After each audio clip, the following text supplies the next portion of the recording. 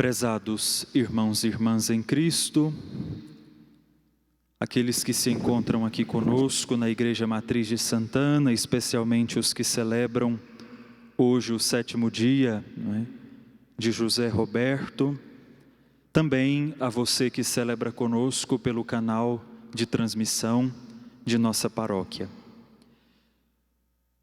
Na leitura dos Atos dos Apóstolos, hoje nós ouvimos um conselho muito especial de Gamaliel, um homem sábio, um homem de Deus, mestre da lei, que assim como Nicodemos era um homem espiritual, que via longe, via além daqueles que estavam rodeando Jesus e julgando-o. E agora, os apóstolos de Jesus, especialmente Pedro e João, que vêm enfrentando constantes perseguições, e Gamaliel é um desses homens sábios, um homem de Deus, que dá um conselho valioso aos demais mestres da lei, Gamaliel diz sobre os apóstolos de Jesus: se o que eles fazem é de Deus, vai perdurar, e não adianta tentarmos lutar contra. Agora, se o que eles fazem é dos homens, com o tempo isso acabará. E assim, Gamaliel dá um importante conselho para a nossa vida espiritual, para conseguirmos também, muitas vezes, discernir a vontade de Deus acerca das circunstâncias que nos acontecem, discernir a vontade de Deus acerca do nosso caminho, acerca do sentido da nossa vida. Nós precisamos também de tempo, precisamos de tempo. O tempo nos mostra realmente o caminho de muita coisa. O tempo coloca as coisas no lugar, nos mostra quais são as mais importantes, quais são as atitudes mais sábias, mas principalmente o tempo nos ajuda a perceber o que é de Deus, o que permanece como verdade dentro do nosso coração. Às vezes nós tentamos dar murro em ponta de faca, lutar contra as verdades que Deus coloca diante dos nossos olhos, acerca de nós mesmos, acerca dos outros. E hoje, este homem sábio, Gamaliel, nos ajuda, através de um dos aspectos do discernimento da vontade de Deus, a melhor compreendermos acerca dos desígnios de Deus. O tempo, um dos elementos muito importantes para o discernimento acerca da vontade de Deus. O que é de Deus fica e não tem jeito. O que é do homem, passa. O que é humano, passa. O que é só nosso, passa. O que é de Deus e nosso, fica, Fica. E é ali que nós encontramos o nosso porto seguro. É ali que nós encontramos a verdade, é ali que nós encontramos o bem. Por isso, não precisamos ou devemos, ou não nos é aconselhável a pressa na hora do discernimento. É necessário refletir, rezar, deixar o tempo de Deus ir maturando os seus desígnios na nossa vida. É preciso ter paciência conosco mesmo, muitas vezes, para conseguirmos enxergar com mais clareza. Depois no Evangelho de São João, hoje nós iniciamos o capítulo 6º do Evangelho de São João, que é a narrativa sobre o pão da vida. Um capítulo todo São João dedica ao pão da vida. E Jesus hoje se dirige com os seus discípulos para as margens do Mar da Galileia, o lago chamado Tiberíades também, o grande lago, e ali uma multidão o segue, uma grande multidão faminta segue Jesus, e ele está com seus discípulos. E o Evangelho nos diz que Jesus subiu ao monte, sentou-se ali com os seus discípulos. Jesus eleva os olhos, Jesus olha para o Pai, olha para o Pai. Essa atitude, irmãos e irmãs, é uma atitude fundamental se nós desejamos realmente aprender a viver os nossos dias com sentido, com serenidade e principalmente aprendendo a passar os desafios firmes nos desígnios de Deus. Jamais esquecer de olhar para o Pai. Nós somos chamados a olhar para o céu para entender o que se passa na terra, né? Se nós olhamos só para o chão, facilmente nós vamos nos perder nas nossas lógicas ou não lógicas, né? Nas nossas incompreensões, nas nossas angústias, nas nossas dúvidas. Quando nós olhamos para o céu, o Senhor nos ajuda a compreender a nossa vida, né? E Jesus levanta os seus olhos e depois ele vê uma grande multidão que estava vindo ao seu encontro.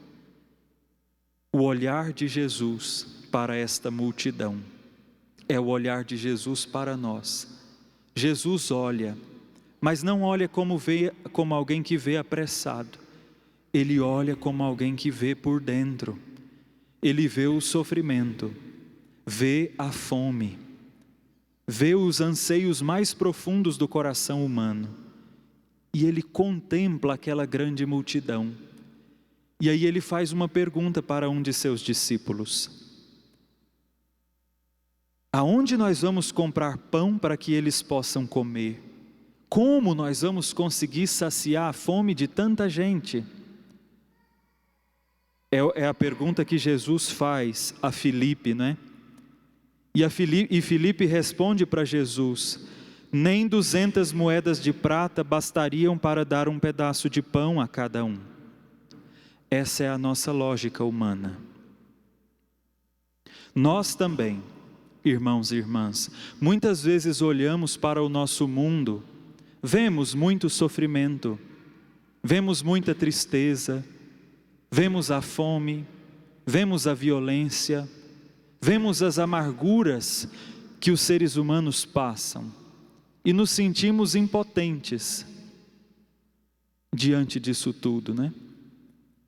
E pensamos, nada do que eu faça vai conseguir melhorar essa situação, né? Pensamos que a nossa contribuição é nada, é impossível colaborar para que as coisas melhorem. É a nossa lógica humana. Só que aí André entra aqui e tem uma participação muito especial, porque ele chama um menino e mostra para Jesus o menino. Na cabeça do menino está um olhar simples, e o menino entrega para Jesus 5 pães e 2 peixes, é o olhar da criança. Eu tenho aqui para tratar desse tanto de gente 5 pães e 2 peixes, e é esse pouquinho que é colocado nas mãos de Jesus. Aí nós descobrimos o quê? Que de fato, o nosso pouco, sozinho, não faz muita coisa e não faz muita diferença. Agora, quando nós colocamos o nosso pouco nas mãos de Jesus, quando nós ofertamos o nosso pouco, esse pouco se torna muito na vida das pessoas que tanto precisam. Pensemos, seja na fome física, seja na fome de amor. Nós, por nós, somos poucos e pequenos, mas o nosso pouco colocado nas mãos de Jesus faz muito, né? E é realmente isso hoje, o grande apelo que o Evangelho nos faz, né? Deixar que Jesus faça do nosso pouco Eucaristia para a vida de tantos, né? O nosso pouco, às vezes abrir o coração com o pouco que nós temos, seja um alimento que eu posso dar para quem passa fome, seja uma palavra de consolo na hora da dor, na hora da tristeza, na hora do sofrimento, seja uma atenção, seja uma mensagem, seja um olhar de carinho. Esse pouco nas mãos de Jesus significa muito na vida de quem precisa, né? E é só com Ele realmente que nós vamos conseguir oferecer algo bom. Que Ele possa hoje, nesse dia, acolher o nosso pouco e ajudar-nos principalmente a tornar o nosso pouco um sinal de amor, uma prova de amor, mas acima de tudo uma prova de fé, de que nós acreditamos que com o Senhor nós podemos fazer muito, né? E ali o milagre acontece. Jesus transforma a nossa vida pequena em amor. Que Ele possa nos consolar neste dia e ajudar-nos principalmente a compreender esse mistério, de jamais fechar o nosso coração a Ele e aos que sofrem. Assim seja. Amém. Amém.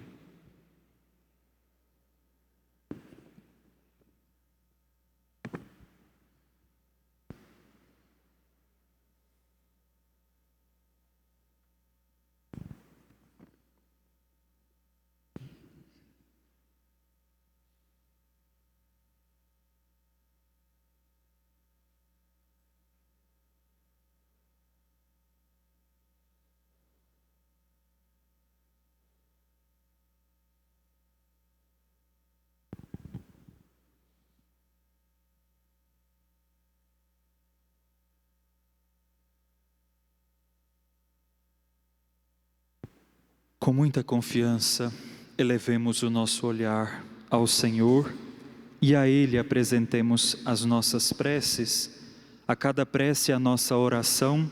Senhor, nossa luz e salvação, ouvi-nos. Digamos: Senhor, nossa luz e salvação, ouvi-nos.